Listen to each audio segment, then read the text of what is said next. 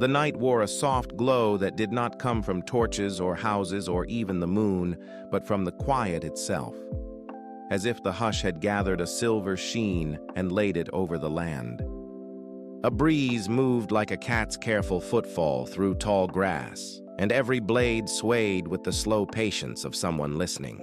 There was a river here, not rushing, never urgent, winding in gracious curves across the valley, as though it were telling a story and pausing at the end of each sentence to breathe. The surface held a light that was not reflection but memory, a luminous gray that deepened where the water thickened and thinned to pearl whenever it met a stone and parted around it. On the near bank stood a traveler named Leora, her lantern cupped in both hands. The lantern did not flare. It pulsed, a steady heart of amber, brightening with her inhale and softening with her exhale. She had walked a long time to reach this river, though long had lost its sharpness somewhere in the miles. She felt as if distance had been melted and poured out behind her, cooling into a single, smooth path. She could not have said where she began. She only knew that something, an invitation with no handwriting, had called her to follow the silver course of this water. She closed her eyes for a moment and listened. The river's voice was not a sound exactly. It was a sensation behind the ears, the way you feel a promise before you hear it. There were echoes in it. A door closing gently, a book's page turned, a child's laugh swallowed by a yawn. Leora's shoulders lowered, as if gravity here was kinder. She let the lantern drop to her side and the light pooled around her boots, turning the grass tips into tiny quills. Across from her, a wooden bridge arched over the water. It was simple, no paints, no carvings, yet its planks shone faintly as though someone had sanded them with the morning. Leora stepped forward. The boards accepted her weight with a soft, living creak, like the ribs of a sleeping ship. Halfway across, she paused. The river below was close enough to touch. She knelt, and the lantern's light leaned out with her, making a warm circle on the surface. Within that circle, the river brightened. It was like looking down through the roof of a theater into a show where the actors were made of light. Scenes unfurled, not rapid, not urgent, slow as a lullaby. An old woman threading a needle by a window, a boy pushing a toy boat with one finger along a red-tiled floor, a baker kneading dough with deliberate grace, as if every fold carried a blessing. None of these were Leora's memories, and yet her chest recognized them with a comfortable ache. She felt the weight of a cat on her lap, though she owned no cat. She could smell cinnamon, though her satchel held only dried apples and a little flask of tea. The river kept offering, and Leora kept softening, until the notion of mine and yours thinned to something like fog over a meadow. "Thank you," she whispered, surprised to hear her own voice. The river did not answer, but a ripple lifted and touched the underside of the plank like a nod. She rose and crossed the rest of the bridge. When her boot touched the far bank, a hush, not silence, a hush, settled over the path ahead as if the land had exhaled and invited her to step inside. The first stretch beyond the river was a low field of moonflowers. They opened like white hands held up to receive a blessing, and they shone without harshness. As she walked, the petals brushed her calves, leaving cool kisses that lingered the way a dream lingers upon waking. Her lantern dimmed, not from weariness but from courtesy. The night had enough light of its own here. Leora had not always been a traveler. Once, there had been a small room with blue curtains that puffed in the spring and sank in the winter. She had kept a cup by the window, always half full of water for no reason, except it seemed right to keep something ready for thirst. There had been a table that rocked a little under her elbows, and a kettle that whistled even when not asked. There had been a friend, perhaps more than a friend, whose letters had arrived like swallows, seasonal, quick, and gone before you quite got a good look. But that life had folded itself like a map and slipped into her pocket. And now, when she touched the cloth of her coat, she felt the dried edges of it and knew it would open again someday, in some other place with some other sky. For now, the night asked only that she walk and breathe. The path met a low rise and climbed it without hurry. At the crest, Leora stopped. The river curled below like a sleeping animal, ribbed by bars of old stone where currents combed their hair. Beyond it, a dark fringe of trees held the horizon and made a hem for the sky. Leora listened. Somewhere far off, a night bird called in a voice like a drop of water hitting a copper bowl. The sound rang, and then it was part of the quiet again. She descended into a hollow where the air smelled of rain that hadn't fallen yet. There was a bench here. Odd to find a bench with no road or house in sight, made of a single plank, wide and smoothed by weather. Leora sat. The wood gave her a small groan, and then, as if remembering a song it used to hum, warmed under her. She placed the lantern next to her hip and unclasped her satchel. Inside, the wrapped heel of bread, a wedge of pale cheese, a sprig of rosemary she had carried too long to use for flavor, but kept for its company. She broke the bread and chewed slowly, not to ration it, she had enough, but because each bite seemed to imprint the moment on her tongue, the river's nearness, the bench's patient acceptance, the breath of rain, a moth drawn by the lantern, came and hovered on the edge of the light. Its wings were not plain, but whispered with chalky patterns like maps of coasts. It explored Leora's knuckles with its feathered antennae, hesitated, and then settled, as if choosing to be a ring. Leora smiled, and the smile pulled at something under her ribs, a knot she had carried without noticing. It loosened, and the air went further into her lungs. She did not know why she felt so known in this place. There was no face here to nod at her, no hearth to tuck her at the far corner, no name called from an upstairs window. And yet the night itself seemed to know her measurements. It fit itself around her with a tailor's unshowy perfection. Perhaps that was the power of quiet lands.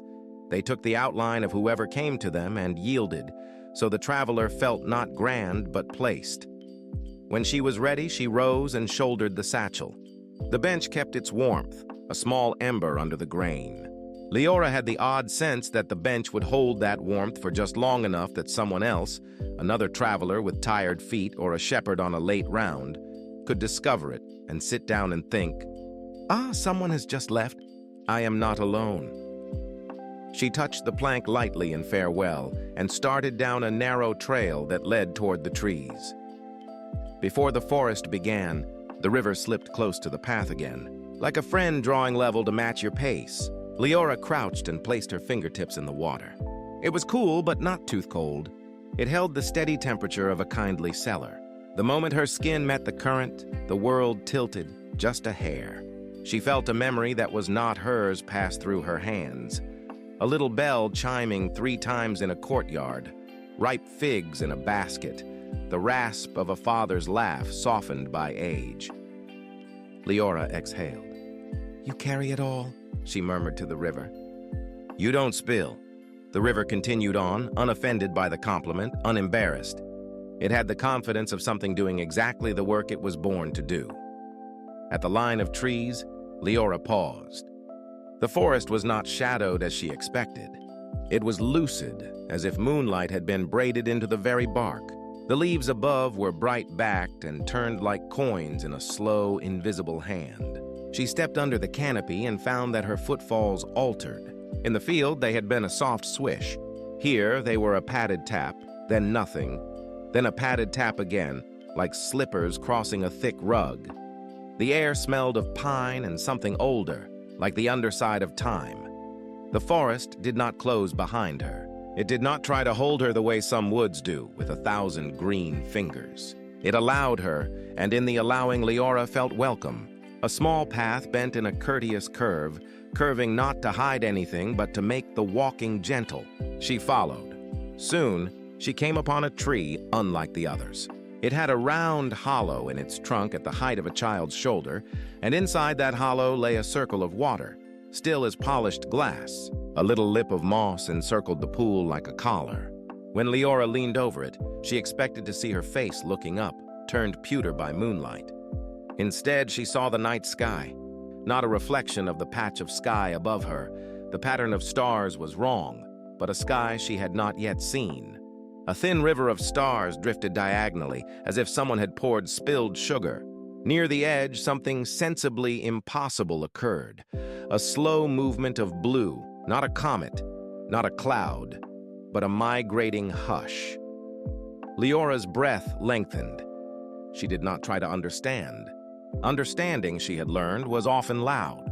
This place asked only noticing. She watched until the pocket of water clouded, then cleared, and showed her nothing but herself. Hair tied back with a frayed ribbon, cheekbones that looked more alert in this light, eyes that had learned to squint against wind and laugh against worry. "Hello," she said to her not-stranger. "You look rested." Her reflection smiled, but in the way of reflections, she could not say if it did so first or after she did. She continued until the trees thinned and the land opened like a door into a meadow, not the wide, sweeping kind you run across, but a close one, cupped and sheltering. The grass here was short, as if trimmed by deer, and set with tiny purple flowers that released their smell only when pressed. Leora did not pick any. She set down her satchel and lay on her side, propped on one elbow. Above her, the sky had deepened, and she could see into it the way one sees into deep water, layer by layer, until the distant stars no longer looked like holes punched in a curtain, but lanterns in other rooms of the same house. She slept then, but only for a sliver of an hour, the sort of sleep that does not drag you under but floats you like a leaf and sets you back down without a splash. When she woke, the world had moved in small ways. A snail had left a glistening string along the strap of her satchel. Dew had beaded on one of the purple flowers and bent it like a dancer attempting a bow. The river's voice reached her even here, traveling in delicate threads through grass and limb and bone. It said nothing she could pronounce, but she knew what it meant. You may go on, and you may rest. Both are acceptable, both are holy. She rose, and this time when she walked, she sang. Not words. A melody made of 3 notes, then 2, then a long hum. It carried ahead of her and came back to her from the trees, the softest echo, the way a friend repeats your thoughts so you can hear that they belong to you. The path bent toward a low hill. At its base, the river narrowed and made a small fall over stones. Not a waterfall exactly, more like the hems of a dress brushing stair steps. Leora stood and watched the water change itself. Sheet to beads, beads to thread, thread to foam, foam to sheet again. It was all the same river and a different river every heartbeat. She found herself thinking of her life the same way, all the same life, and also 1,000 little lives that she had set down like cups and never picked up again. Halfway up the hill, she looked back. The bridge was a thin, kind arc, holding both banks like hands that have agreed to hold lightly. The moon was lower now, or perhaps the earth was higher. Leora's lantern warmed against her palm in quiet conversation with the moonlight. A thought slipped into her like a noodle slipping into soup. Whatever waits ahead will not ask me to be louder than I am. At the top, the night widened. She saw far off a small building tucked into a fold of land where the river bent. It was a house or an inn. She could not tell at this distance, but its windows carried the calm, square glow that means someone has set a light not to summon, but to reassure. Leora's feet made the choice before her mind did. She walked toward that glow with the certainty of someone tracing a familiar way home, though she had never been here. The path downhill had a generosity to it. It let her see the inn from many angles. First as a lantern with a roof, then as a roof with lanterns, then as a door with a welcome poured under it like warm tea under a half-open lid. As she drew closer, other signs of care arrived. A fence that kept nothing out but still kept itself up. A line of stones alongside the path, each one turned so its best face greeted the arriving foot. A bell near the door that was tied with a braid of grass so that it would never ring too sharply. She stopped at the threshold and listened. Inside, the small tick of a cooling kettle, a chair's sigh as wood set back into wood, the soft approach of footsteps that did not hurry because they belonged to someone who had already arrived. The door opened before she lifted her hand. A woman stood framed in lamplight. Her hair was silver in the way the river was silver, not gray with age, but bright with knowledge of seasons. Her eyes held that particular kindness that refuses to make a spectacle of itself. "Welcome," she said, and in the welcome was the unstartled awareness that Leora had been expected in the way night expects stars. "You've walked the first length well," Leora dipped her head. "I didn't walk cleverly," she said, surprised by the need to be honest. "I just kept walking." "That is what well means," the woman replied. She stepped back, the lamplight widening like a smile. "Come in. Leave the night on the hook. We keep it safe for you, and you can fetch it again when you go." Just inside the door hung a wooden peg on which a shawl of darkness truly hung, loose and soft, as if the night itself had agreed to rest a while in the warm. Leora slipped her coat from her shoulders and felt the room's air take its place. Not hot, not perfumed, simply friendly. The floorboards gave under her feet with the polite compliance of a good mattress. Somewhere at the back, a cat considered the possibility of greeting and decided against it, choosing drowsiness over responsibility without shame. "I'm called Maris," the woman said. She did not offer a hand. Instead, she looked at Leora's hands with the respect you give someone who has carried their own lantern. "We have tea. We also have quiet. Both are warm." "Tea first," Leora said, then added, "And quiet, please, when the tea becomes part of me." Maris nodded as if Leora had recited a known prayer. She led her to a small table by a window. Outside, the river slid by with the serenity of a ribbon being pulled from a patient spool. On the table lay a book with a plain cloth cover, a sprig of something green pressed between two pages. Maris placed a cup before Leora, and the steam rose with a whisper that sounded like the word rest, repeated until it ceased being a word and became a mood. Leora wrapped both hands around the cup. The heat seeped into the small places, the knuckles, the edges of the palm, lighting little hearths wherever it touched. She drank, and the flavor was not describable the way tea usually is. It tasted like you survived without the drama. Like, "You may lower your shoulders," said by a friend who will not insist. Like, "There is time." "Will you stay the night?" Maris asked, not as a request to fill a ledger, but as someone offering a blanket and waiting to see if the sleeper already has one. "I think the night will stay me," Leora said. "It's been carrying me, and I find I do not mind." Maris smiled without showing teeth. "We have a room that knows how to hold quiet. It will not pinch you. The pillow keeps secrets." Leora followed her down a short hall where the lamps were turned toward the walls, so the light came back soft from wood instead of being thrown directly in the eyes. The door of the room stood open. Within, a bed that looked like a well-made sentence, simple, precise, supportive. A quilt in a color that had no name because it was made of dusk and cream and the kind of blue that is only visible when you close your eyes. A small window through which the river could be heard but not stared at, as if the window understood that listening is a kind of seeing. Maris set a hand against the doorframe. "When the morning comes," she said, "if you wish to follow the river further, it will have gifts for you. It likes to be followed when no one demands it rush." "I won't demand anything," Leora said, and felt the truth of it. "Only to be with it a while, the way you are sometimes simply with someone on a bench, and that is enough."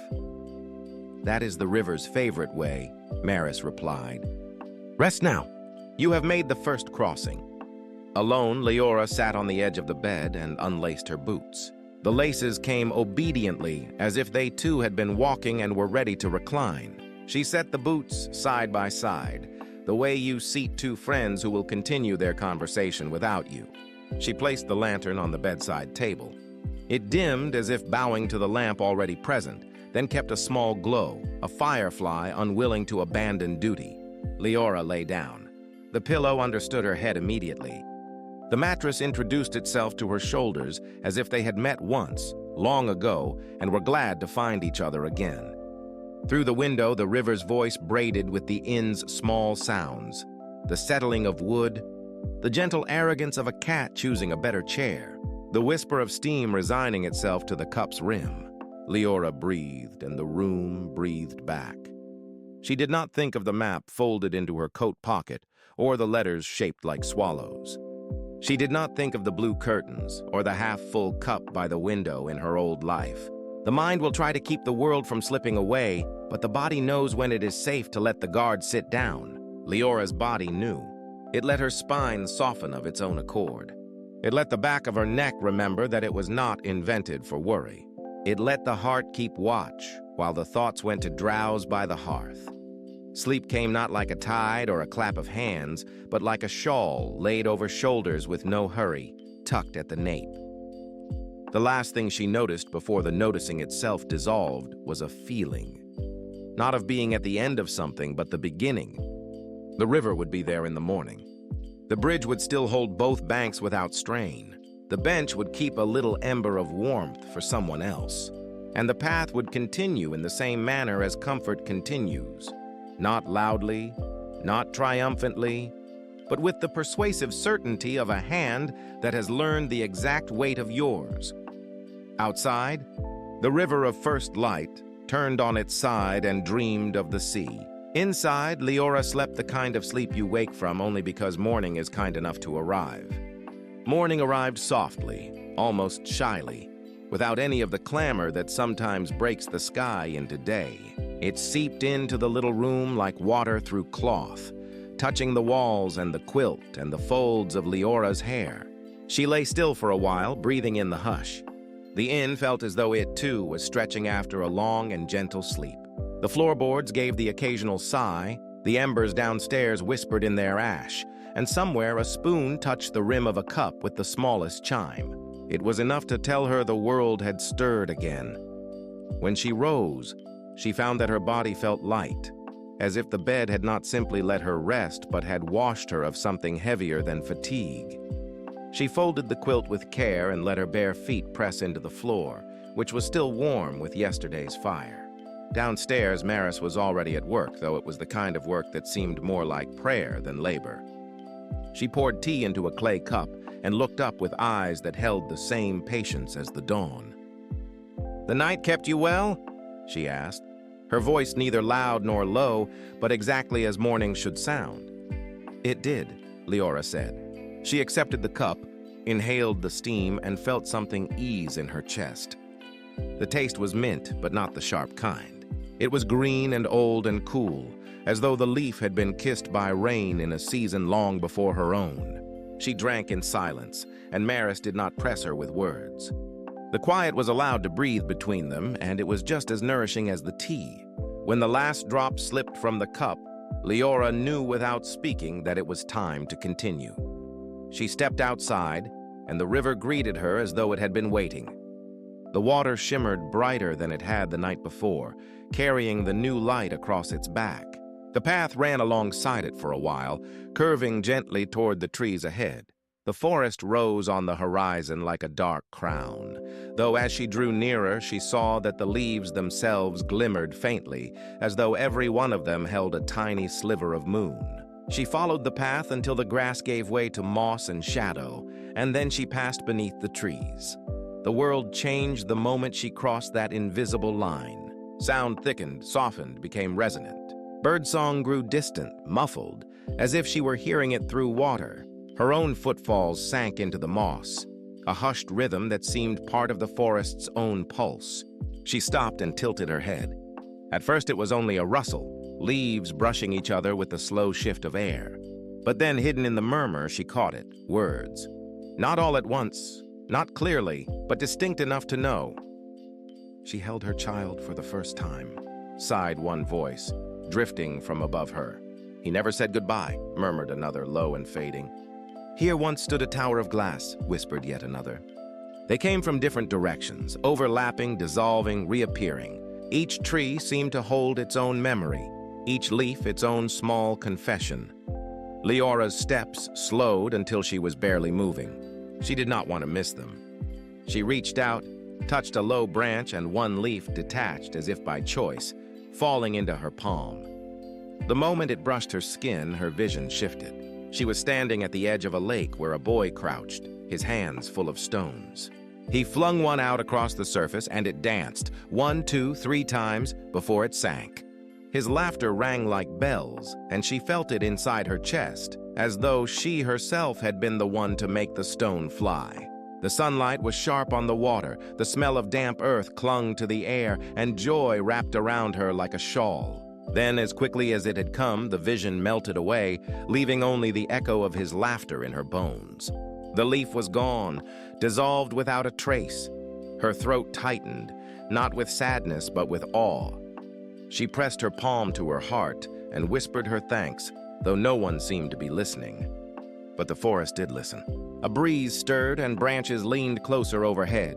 For a heartbeat, hundreds of leaves shivered together, and their voices merged into something vast and whole. It was not 1,000 fragments, but one continuous harmony, immense yet gentle, a choir without conductor, a tide of sound rolling through her marrow. It rose, held her, then faded back into whispers. Leora stood still long after the last note had gone, unable to do anything but breathe. The path carried her further. The trees grew older, thicker, silver-gray with age, their trunks bending with time but unbroken. Some leaned into each other like companions, their leaves whispering in duet. Others stood alone, still as statues, their voices deep and steady. She walked until the forest opened suddenly into a clearing.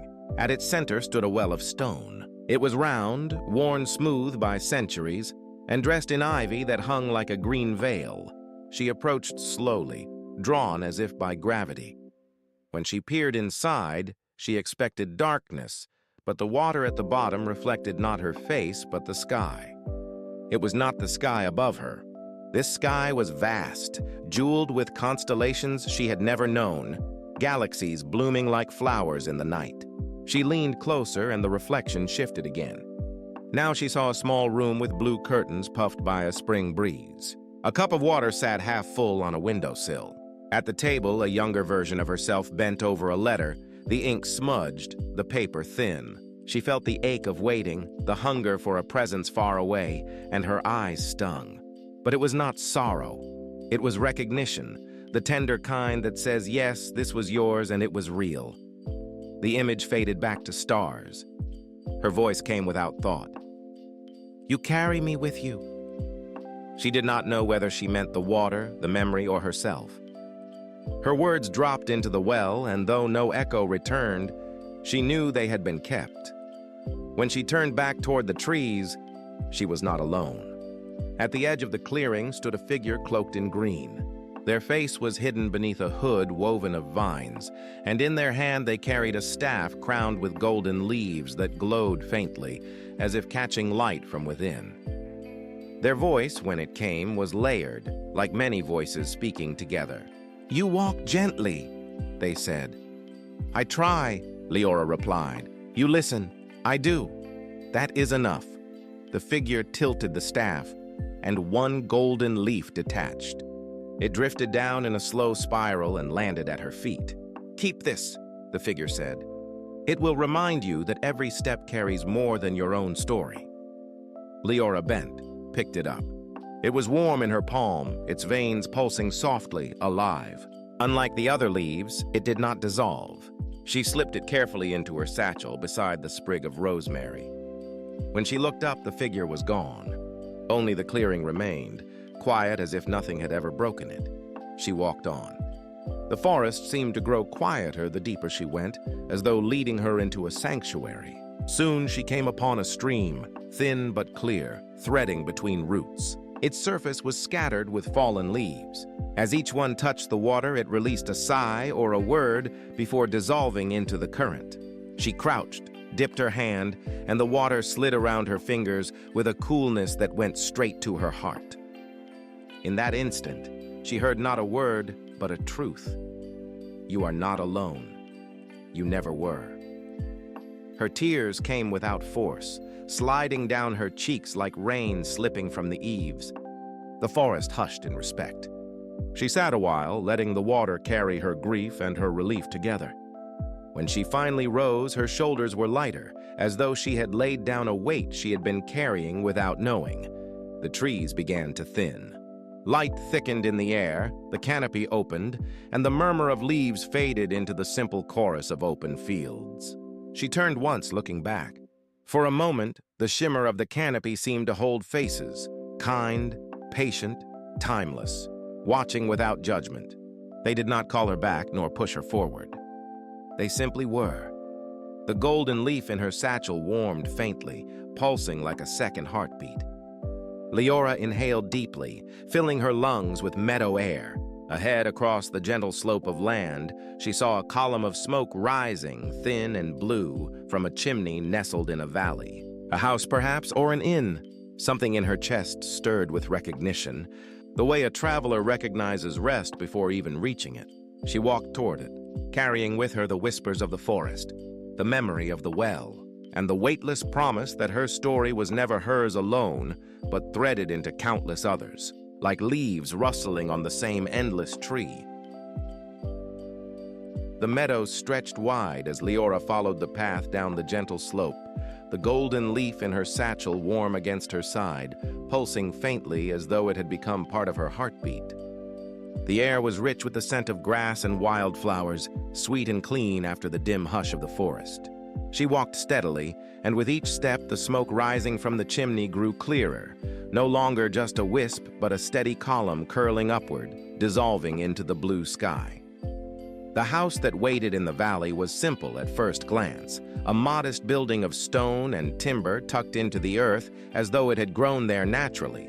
Its roof sloped low, weathered but strong, and the windows glowed faintly even in daylight, as if light itself enjoyed living inside.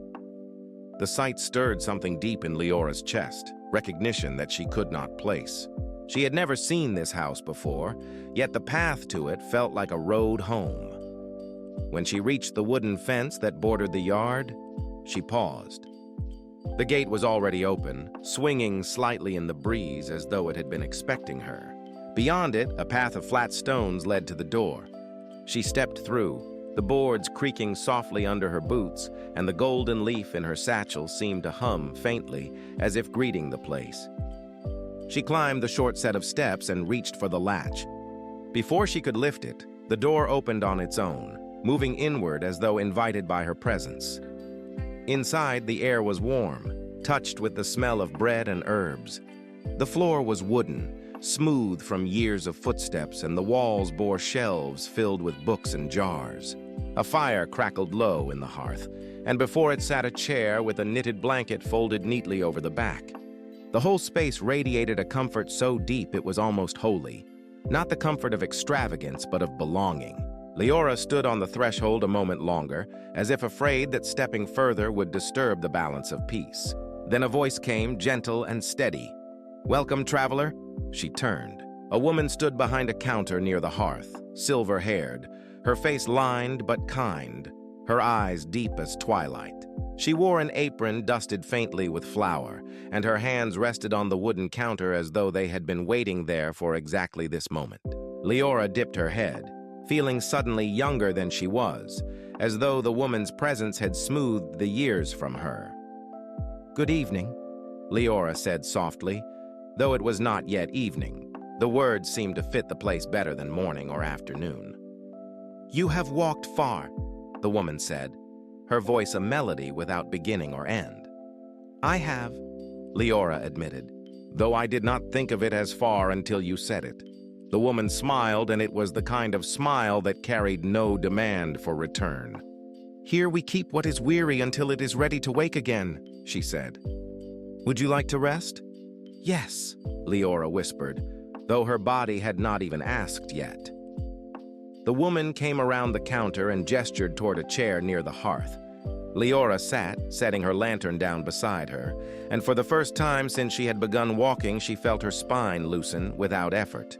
The warmth of the fire touched her legs, and the chair accepted her weight as though it had been waiting for exactly her shape.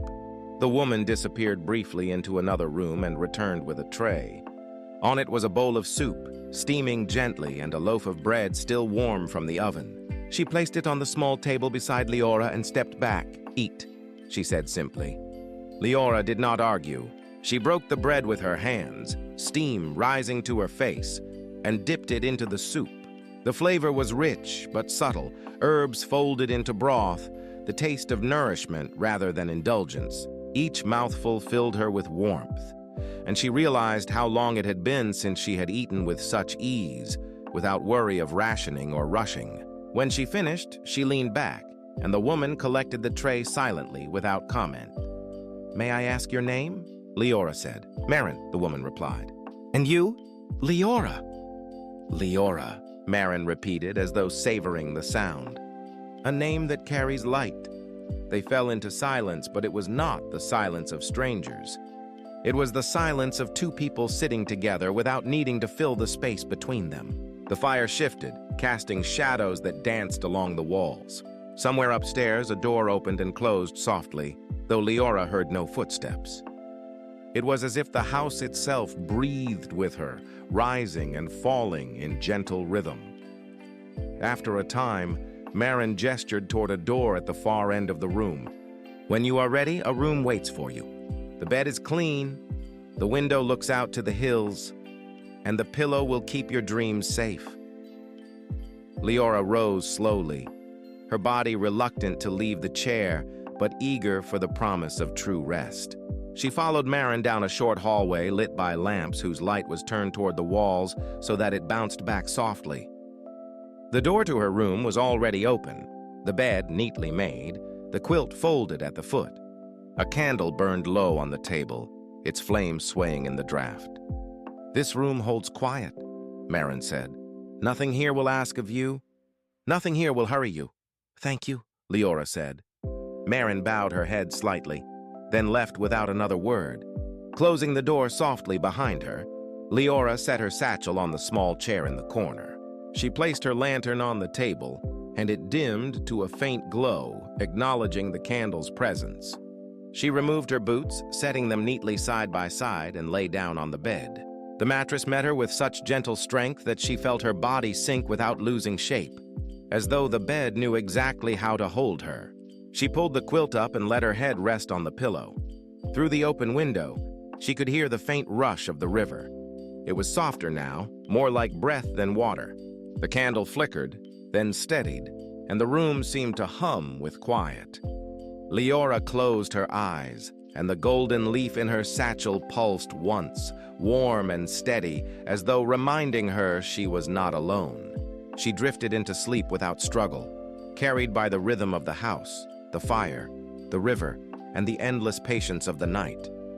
She dreamed, but the dream was seamless with waking. She found herself walking through corridors not of stone or wood, but of light, each wall shimmering faintly, each step falling on air. At the end of one corridor was a door, plain and wooden, and when she opened it, she stepped into a meadow she had never seen. Flowers glowed in colors that did not exist in waking life, their petals opening and closing with the rhythm of her breath. Butterflies the size of her hands drifted overhead, their wings humming low notes like lullabies. She lay down in the grass, and the earth held her as though it had known her shape all along. The sky above her rippled with constellations, shifting gently, as if the stars themselves were breathing. In the dream, she turned her head and saw someone sitting nearby. It was Marin, though younger, her hair dark, her face unlined.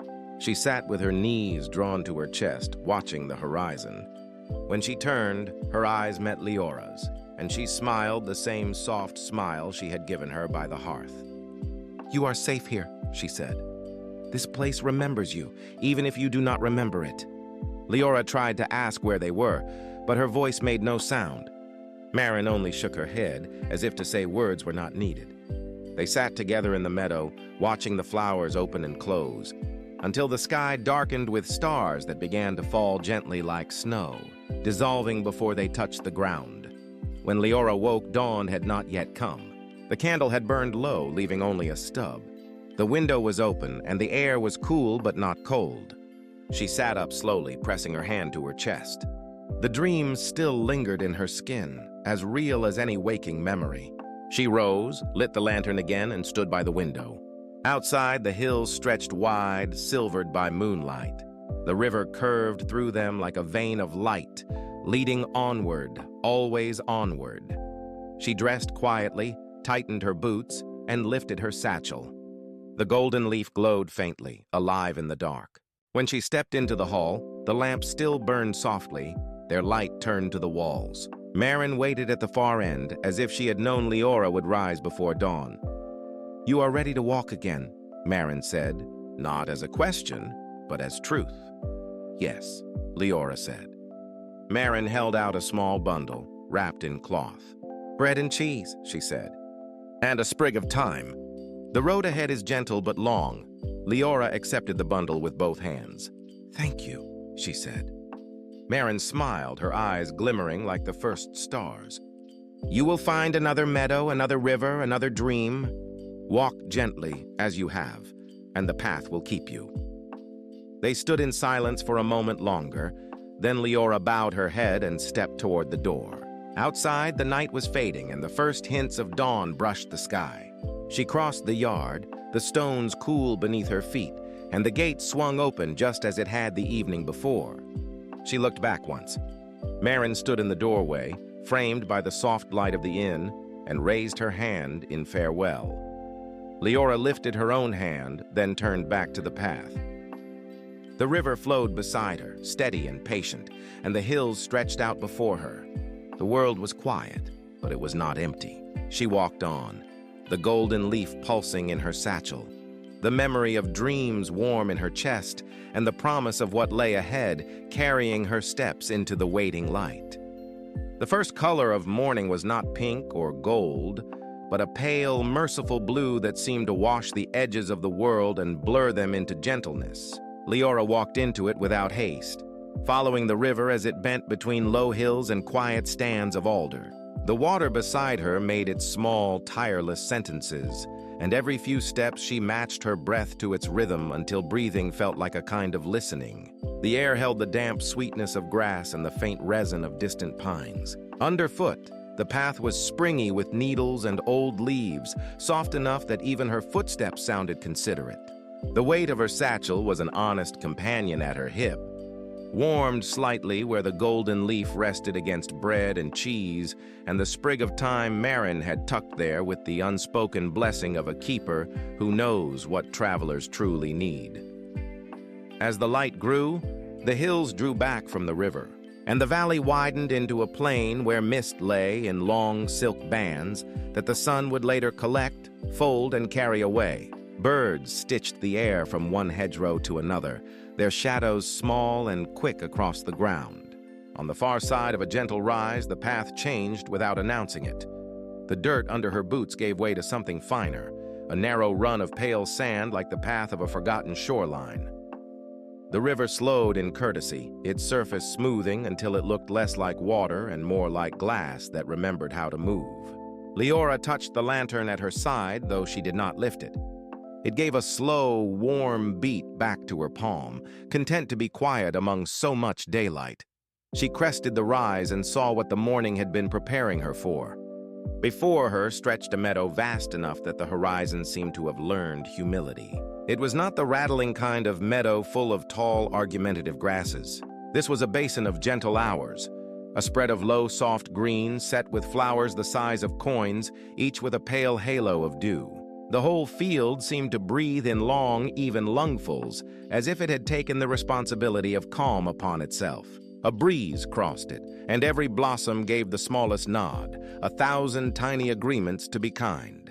Leora stood still and let the sight lower a season's worth of noise in her. She stepped from the path and into the meadow. The ground recognized her immediately, meeting her soles with a mindful cushion. Where she walked, the coin flowers bent without breaking and then stood themselves again, as though smoothing the bedclothes after an honored guest has passed. The scent here was a blend of honey and clean linen and rain that had not yet fallen. The sound was a hum she felt more than heard, pitchless but steady, the resonance of living roots talking with the patience of old friends. There were butterflies, but they did not behave like creatures obliged to prove their beauty. They coasted lazily, changing course for no other reason than pleasure, and when the light caught their wings, it did so without glitter, only a satin shifting that asked for no applause. Leora reached out a hand without thinking, and one settled on her knuckle for 4 heartbeats, long enough to notice the small fur of its body and the way its abdomen timed itself to a calm music. and then it lifted again as delicately as a sigh. At the meadow's shallow center, the river made itself thin and quiet, as if reluctant to disturb so perfect a resting place. It split around a hummock the size of a sleeping animal, rejoined itself with a private smile, and slid on without leaving a crease. Leora walked to that hummock and sat upon it. The grass had learned the art of welcome. It gave where it should, supported what needed holding, and released its mild scent in gratitude for the wait. She took out Marin's bundle and unwrapped it. Bread whose crust crackled softly, cheese pale as cloud, the thyme still cool from the inn's shade. She ate in small, respectful bites. Around her, the meadow exhaled. Somewhere near, a cricket revised a single note until it fit the morning better. When she finished, she folded the cloth and set it in her lap as one does with a letter from someone dear. She did not hurry to rise. There was nothing to hurry for. The hours had spilled themselves here like warm water into a wide bowl, and she could drink when she wished. When at last she lay back, the meadow shaped itself to her. The curve under her neck, the dip between her shoulders, the small lift at the back of her knees, each was answered by the earth with that precise, unshowy expertise she had already come to trust in this journey. She watched the sky and found, as she always did when she allowed herself, that it was larger than her concern and kinder than her courage.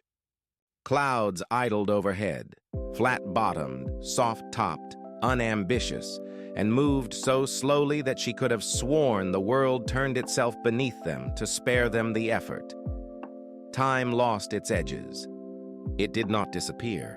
It simply forgot to be counted. Her breath and the meadow's breath came to an agreement. The golden leaf in her satchel warmed at intervals that did not correspond to her pulse, but to something older, a tide deep under thought. She could have slept, but sleeping would have been redundant. The meadow did the sleeping for her. Instead, she drifted in that clear country between waking and dream, where thoughts are smooth and friendly and never insist on being finished. Once a memory rose. Her small room with the blue curtains billowing, the half-full cup catching morning sun, the letter whose lines she had read so many times that the paper knew where her fingers would touch. The memory did not clutch at her. It smiled as a distant window smiles when the lamp is lit and you happen to look up from your book. It belonged to her, and she belonged to it, and neither required proof. A small sound came then, not from the river and not from any creature of grass or air. It was the nearly inaudible click of something delicate finding its place. Leora rolled gently to one side and saw, not far away, a ring of stones barely taller than her ankle circling a patch of ground where the flowers did not grow. The stones were ordinary in every way except that they had been chosen, and that choosing lent them a subtle dignity. In the bare circle sat a shallow, weathered bowl of clay. No hands were visible and no house near, yet she knew in the precise, unquestioning manner the body sometimes knows that the bowl was here for water and for light. She rose and went to the river. The surface accepted her cupped hands as if she were a bird dipping its beak. When she poured the water into the bowl, it held still as glass. The sun caught it and laid a tremor of silver across the clay that looked like the smallest smile a mouth could manage. Leora felt a soft adjustment in the day, as if some balance, kept by no one and everyone, had been maintained. She sat by the bowl and watched the water reflect a sky that had remembered more blue than one might reasonably expect. The hum of the meadow seemed to shift closer to her bones. She thought of the forest, of leaves that whispered and leaves that dissolved, of the well with its impossible constellations, of the cloaked figure whose layered voice had braided the countless into one. At the thought, the golden leaf gave the faintest glow, no flare, only a remembering, and then went quiet again. The meadow gave her a story without words. It went like this. A person comes carrying the noise of their days like a shawl that is too heavy for summer, and the meadow takes the shawl and lays it across its own shoulders and says nothing about the weight. Then the person, feeling bare and oddly free, looks for a question to ask and doesn't find one. Instead, they find the shape of where a question might have been, and that shape fits them so well that they forget they were ever cold. When at last they rise to go, the meadow keeps the shawl without making a relic of it. It lets the cloth become part of its morning fog and its evening dew, and the person walks away simpler, which is not to say emptier. Leora listened as if the tale had been spoken aloud. When it was over, she had nothing to add, which is how she knew it was true. As the sun climbed, colors took on the soft insistence of certainty. The cornflowers shifted from pearl to butter. The grasses wore a faint sheen where the mist released them, as if the air had combed their blades and told them they were lovely. Far to her left, a hare lifted its ears, decided the world was trustworthy, and resumed the dignified business of nibbling clover. Above, a pair of swallows looped and stitched the bright roof of the day with the easy economy of experts on a familiar task. Leora, who had been taught by long walking to respect all effortless labor, bowed her head to them in quiet salute. When hunger brushed her lightly, not a knock, more of a courteous cough, she unwrapped the cloth again and ate the last of the bread and cheese, crumbling a small corner of the loaf between her fingers and letting the crumbs fall to the roots. The time she rubbed once between thumb and forefinger, its scent rose like a small green bell and mingled with the meadow's honey. She thought of Marin and the inn with its turned lamps and the pillow that held dreams without interrogating them. Gratitude traveled through her like warm tea. It occurred to her that the meadow might hold more than ground and grass. She rose and wandered, letting curiosity steer as it would. A dragonfly escorted her for a few steps, then forgot why it cared. The river kept parallel at a polite distance, a companion who knows exactly when to speak and when to be present. In the meadow's far quarter, where a line of low stones marked no boundary except a visual one, she found a tree no taller than she was. It stood alone, thin trunk white as milk, leaves small and numerous, each the size of a thumbnail. It should have looked lonely. Instead, it looked delighted by its own sufficiency, like a child who has discovered that they can sit by themselves and be good company. Leora touched one leaf. It gave back a coolness that moved up her arm and across her shoulders, smoothing the muscles there. She whispered something to it. Perhaps thank you, perhaps hello. And the leaf twitched as if in modesty. Beneath the tree, someone had set a small, round mirror into the ground, flush with the soil, so that it reflected the sky at the tree's feet. Leora crouched and saw herself framed by blue and leaf and soft white cloud. She did not look as travelers often do when they pause alone, appraising, measuring their fatigue against their desire. She looked like someone who has remembered a name that made the day easier once and will do so again. A cloud crossed the sun and kept going, as clouds like this meadow rarely forget to do. Leora returned to the hummock and lay down a second time, for no better reason than that being held is sometimes most useful when you do not strictly require it. The hum was stronger now, or perhaps she had tuned herself closer to its pitch. Either way, it moved through her like a hand smoothing a sheet. Thought that faithful but excitable servant sat down at the foot of the bed and folded its own hands for once. Into the room it left came the particular quiet that allows the small voices, skin, breath, spine, heart, to say what they have been saying all along. Now finally heard that pulse is water, that water is path, that path is permission.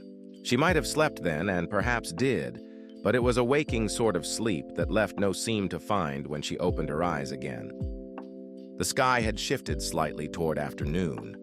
The blue now had a deeper thread in it, as textiles carry a richer hue where many hands have brushed them. Leora sat up and found the edges of leaving drawing themselves with compassion. The meadow did not grip at her. It had no hooks, no barbs, no attempts to be necessary. Its gift was to have needed nothing from her, and in that lack of need it made her generous. She stood and bowed, because some places like this deserve ritual even if you invent it on the spot. Then she shouldered her satchel, which felt neither heavier nor lighter than before, but exactly as it should for walking. At the meadow's lip, where the river brought itself closer as if to check on her readiness, she stopped. The bowl she had filled earlier still shone, a coin bright side up. She tipped a few drops from her flask into it and watched the surface accept them without fuss. "For what I carried and forgot to set down," she said, though she had no catalog for that burden and needed none. The meadow's hum answered in the affirmative. She stepped back onto the path, and the meadow followed her a little way without moving, the way a familiar room walks with you until the doorway. Behind her, the coin flowers nodded. Not farewell, but an acknowledgement that distance and nearness are both ways of belonging. The butterflies did not escort her. They had their own unimportant errands, which were precisely why the world was livable. The river, companionable as ever, kept pace, its voice brightening slightly as the land tilted downward and its current found more syllables. By the time she reached the far margin of the plain, the light had grown honey thick, and the shadows of the grasses were long threads the wind was pleased to play with. Ahead, the path lifted into low bluffs tufted with thyme and sage. Somewhere beyond them, she imagined, the land would open again, and the river would widen and show her a new grammar for calm. She touched the satchel where the golden leaf rested. It warmed once a measured yes, like a teacher who has seen many departures and many returns and loves each for what it is. She climbed. The meadow remained behind without diminishing. It was still there in her, underfoot as memory, under breath as cadence. On the bluff's crown, she turned because the body sometimes asks for one last look and deserves it. From here, the meadow of gentle hours was a vast, breathing animal settled contentedly in the afternoon, its flanks rising and falling, its thousands of coin eyes glinting and then winking shut and then open again. Leora lifted her hand, not to wave, but simply to acknowledge that she had been fed. When she faced forward again, the sky had arranged itself into an invitation of pale roads leading west. The river curved that way too, with the patience of someone who knows the destination is not separate from the going. In the distance, she thought she saw the faintest prickle of starlight, impossible in the day, and yet consistent with everything she had learned. That time here behaves with courtesy toward wonder. Evening would come when it was ready, and when it did, it would arrive the way morning had, without breaking anything. Leora took a breath that used all her lungs and began to walk toward where the land met the promise of more sky, carrying with her the meadow's quiet like a chord that would keep resolving, deeper and kinder, until it reached the place beyond resolve. The bluff gave way to a slope scattered with thyme and low stones that clicked softly against one another when the wind leaned across them. Leora walked slowly, her feet careful not to disturb more than necessary, and the river followed her at a respectful distance, curving back and forth as though it wanted her to know it was still near without intruding. The sun was lowering now, its gold thickening into amber, laying its hands across the land as though blessing each hill in turn. Shadows stretched long and calm, and the sky began its slow weaving of indigo into blue. There was no haste in it. Every change was patient, considerate, as if the day had learned from the meadow how to breathe without hurry. As she climbed higher, the air grew cooler. A breeze rose, carrying the resin of distant cedars, the faint metallic tang of stone cooling under twilight. The path thinned to a ribbon between rocks and scrub, but it never threatened. It guided without pressing, as though some unseen hand had marked it not for speed, but for kindness. The golden leaf in her satchel pulsed every so often, not with urgency, but with reassurance, a reminder that the journey was still unfolding as it should. She paused once to rest, sitting on a flat stone that looked as if it had been waiting for her alone. The view stretched wide beneath her. She could see the meadow she had left, still breathing in slow, even tides, and beyond it, the forest's silver canopy, whispering even from afar. The river caught the last of the light, scattering it into lengths of fire that dimmed to smoke as the water bent into shadow. She pressed her hands to her knees, and her heart was steady, her breath deep. She realized then that she was not only walking through the land was walking through her, leaving impressions in her bones, carving echoes into her memory that would not fade. When she rose again, she did so with the strength of someone who carries not burdens but gifts. The path lifted her toward a plateau where grass bent low against the wind. Up here, the world opened entirely. No trees hemmed it, no walls framed it, only the sky, vast and unbroken, waiting with a patience that bordered on devotion. The river had widened again, stretching far across the plateau until it seemed more like a sheet of moving glass than a stream. Its surface reflected the sky so perfectly that Leora could not tell where water ended and heavens began. She walked to its edge, knelt, and dipped her fingers into its skin. The current was slow, deliberate, carrying starlight, though the first stars had only just begun to show. She whispered thanks, not for any one thing, but for all of it. The bridge, the leaves, the well, the inn, the meadow. The river, loyal as ever, whispered back in its wordless way, and her bones knew the language even if her mind did not. The light shifted further. The sky deepened, turning from blue to velvet indigo. Stars pierced through one after another, first shyly, then with increasing confidence, until the heavens above her were crowded with lanterns. Constellations she recognized sat alongside ones she did not.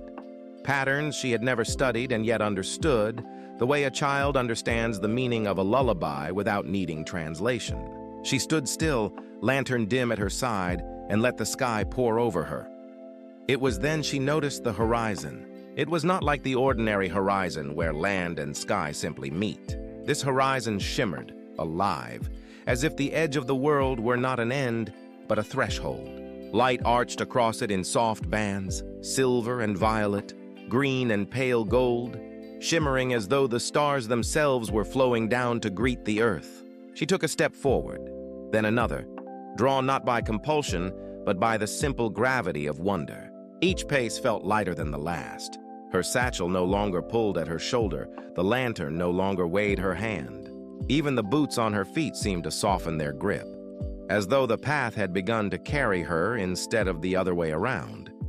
She reached the highest point of the plateau, and there she stopped. The view was endless. The river bent away into the horizon, merging with the shimmer until it was indistinguishable from sky.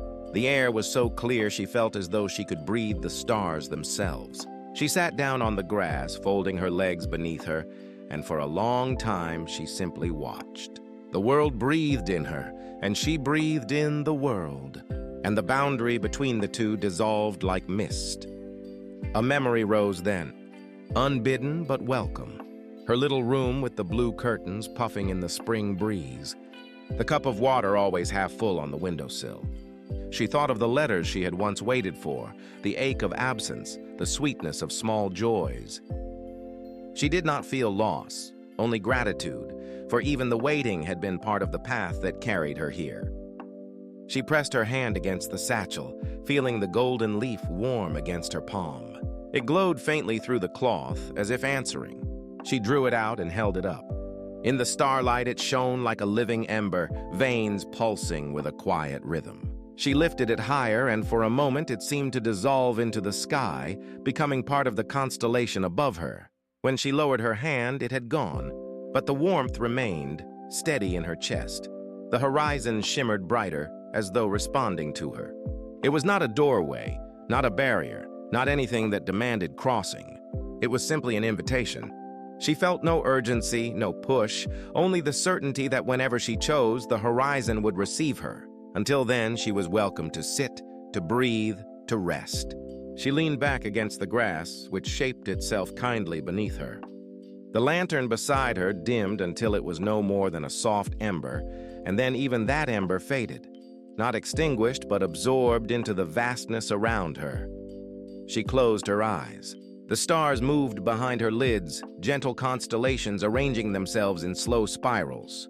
Her body softened into the earth, her breath matched the rhythm of the river, and the quiet carried her deeper. She realized then that the journey was not about reaching a place beyond the horizon. The journey itself was the resting, the listening, the breathing. It was about learning that every step, every pause, every silence belonged to something larger than her. She was part of it, and it was part of her without division. Time stretched thin, then dissolved altogether. She did not know if she slept or simply became part of the night. Dreams came, but they were not separate from waking. Visions of rivers that carried memory, forests that whispered lives, wells that held stars, inns that guarded quiet, meadows that breathed calm. All of it flowed together into one story, and she was both the traveler within it and the witness beside it. She did not need to choose.